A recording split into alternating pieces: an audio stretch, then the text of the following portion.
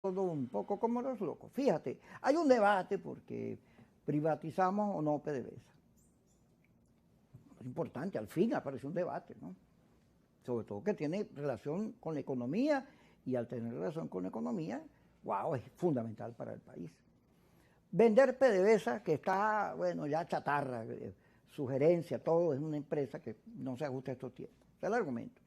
Pero hay unos sectores que dicen, bueno, sí, pero puedes asumir como reto gerenciar mejor, actualizarla, hacer asociaciones estratégicas con el sector privado donde sea conveniente, y también es una manera de que el país recupere la confianza en sus capacidades para salir adelante.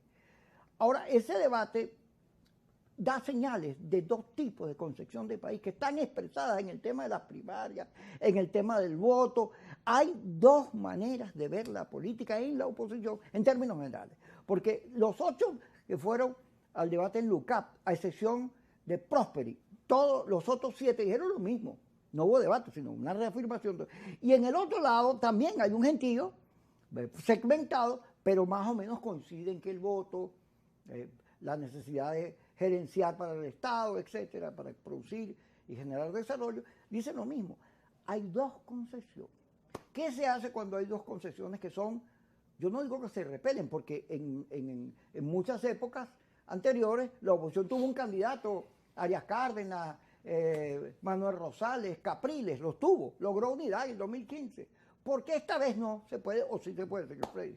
No, porque al final hay dos políticas que están chocando, lo hablábamos anteriormente, que hay una política que va sobre la vía del conflicto, la vía de pendular con el voto, y hay unas personas, que un grupo importante del país, que dice, no, las salidas electorales, al igual que mencionabas tú, el año 2021, pese que no se lograron los acuerdos y se perdieron una cantidad de gobernaciones importantes, hay una verdad también, que es que hay un bloque que no está en la unidad, que sacó más votos que la misma unidad. Entonces tú no puedes terminar desconociendo a ese sector que no está hoy en día en la unidad, que muchos de ellos formaron parte de lo que era la antigua unidad, y bueno, que tienes que reconocerlo, tienes que reconocer esos liderazgos locales.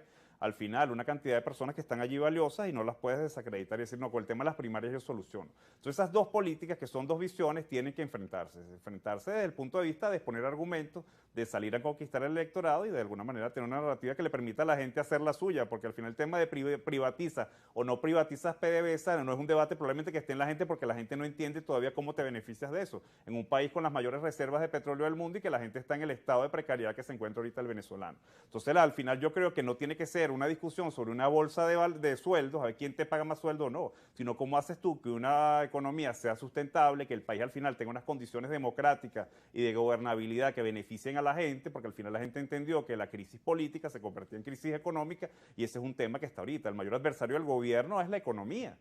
Entonces el gran reto que tienen los factores de oposición y los factores que quieren ser gobierno es brindar un plan que sea posible de ejecutar y que genere las condiciones de gobernabilidad y mantenimiento, porque al final tú puedes decir lo que quieras, pero al final, desde el punto de vista de la polarización y el enfrentamiento, tú no vas a generar condiciones ni para que nadie invierta, ni para lo que hoy son gobiernos y que mañana pudieran ser oposición, generen un compromiso país institucional para hacer gobernable el país en beneficio de la gente. Eso es lo que tienes que ver, porque el tema no es quién saca el gobierno para generar una polarización y llevarnos los 5 años de gobierno en conflicto institucional, en conflicto social y en conflicto económico. La gente tiene que de alguna manera llegar a la racionalidad, entender que nos hace falta entender, nos hacen falta acuerdos políticos, sociales y económicos para que puedas gobernar en torno a todo el mundo y se beneficien todas las personas, porque al final el tema de la confrontación, quitar uno por el otro, continúas en el caos y en el conflicto, que al final el único perdedor son los miles de venezolanos, los millones que siguen huyendo de las fronteras y la gente que está aquí pelando.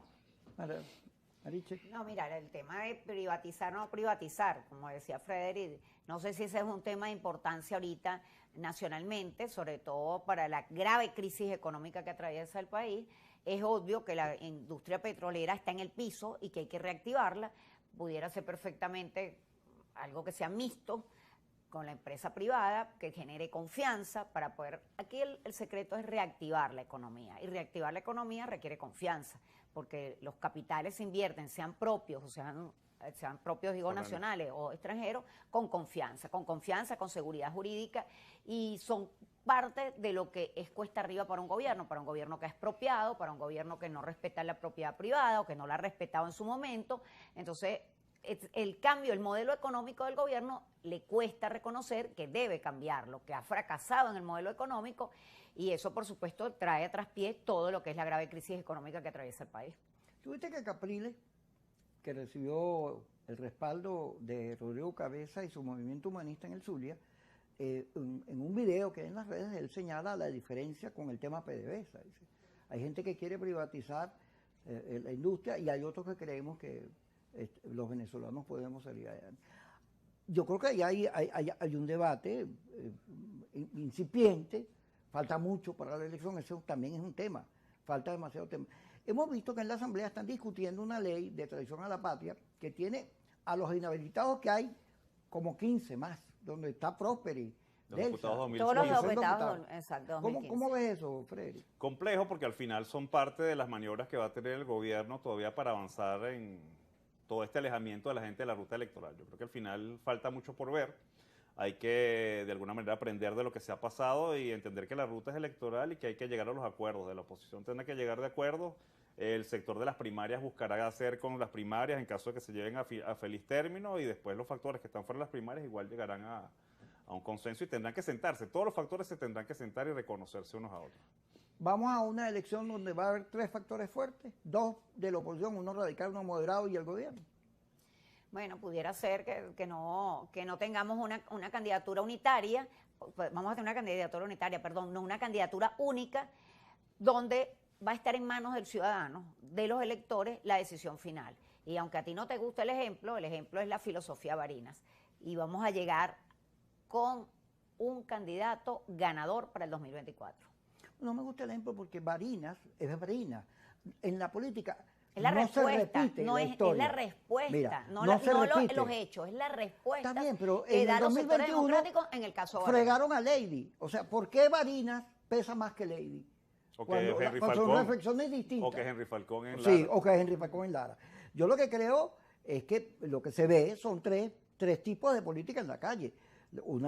La del gobierno, que también tiene sus bemoles internos, solo que ellos son mucho más cuidadosos, más disciplinados en la vida interna de los factores que integran la coalición. Y en el caso de la oposición, bueno, menos mal. A mí me gusta más la sinceridad de la oposición el mayor elemento, que el culto al cuidado, ¿no? El elemento coincidente, Kiko, tiene que ser la salida democrática y el voto. Todos los que estén allí, comienzas por un punto inicial de coincidencia. Pero va a haber unos radicales que tú no los vas a convencer. Está bien, pero ellos andarán por su ruta, pero la mayoría del país no está allí.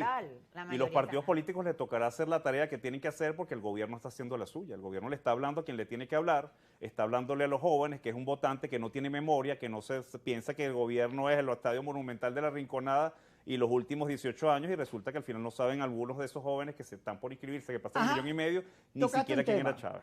Tocaste un tema, Mariche, fíjate, la fiesta de Valencia, bueno, eso ha producido unas nuevas alineaciones, porque hay gente que está molesta, porque dice, bueno, la diversidad sexual tiene derecho a hacer lo que le dé la gana, ¿por qué me lo vas a meter preso? No, mira, todas las imputaciones, y le pongo comillas, irregulares. Tú puedes estar de acuerdo con la comunidad LGBTIQ o no, pero todas las imputaciones están al margen de la ley. Ahí no existe delito.